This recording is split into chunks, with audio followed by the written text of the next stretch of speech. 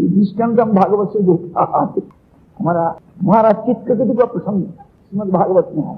गंधर्वराज चित्रकेतु, मस्त वर्क महाराज चित्रकेतु, उनको पुत्र नहीं था, 100 शादी किया, 125 चित्रकेतु महाराज।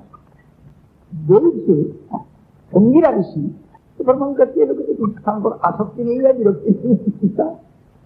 महाराज चित्रकेतु का पैलेस में पूछे महाराज चित्रकेतु उनको बहुत प्रेम से उनकी सेवा, प्रेम से सेवा।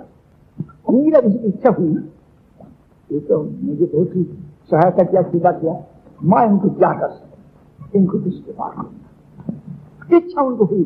लेकिन उस कृपा करने का पहले ही महाराज चित्रकेतु की प्रार्थना,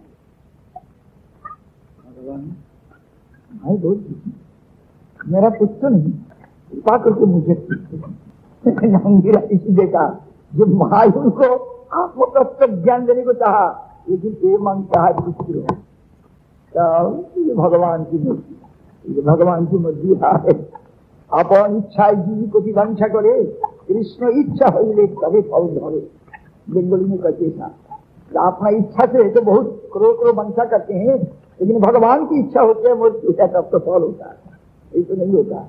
अंगिरा इसीलिए विचार किया, माँ ऐसी इच्छा किया इनको कुछ कृपा करूंगा, कुछ दूंगा, कीमती चीज दूंगा, ये वस्तु मिलने से और दुख नहीं होगा। जस्मिन प्राप्त प्राप्त यंग लवधा चावरम लाभम मुन्नते नाधिकम दुष्मिन स्थितो न दुखे न अभी विचार लगी। जो वस्तु प्राप्त करने से और दूसरा वस्तु को श्रेष्ठ बोल के नहीं समझेगा और हमारा लाभ ये नहीं समझने वाला। जंग लाभगा चापरम लाभम उन्नति नाधिगम तथा, वस्तु लाभ करने से उससे अधिक लाभ कुछ नहीं है, वो कभी भी महसूस नहीं करे इससे अधिक लाभ होता है, नहीं सकता, नहीं आज कैसे करेगा। और वही वस्तु में अवस्थित होने से जबरदस्ती के भी उसको विचलित नहीं कर सकता। इनका वचन करें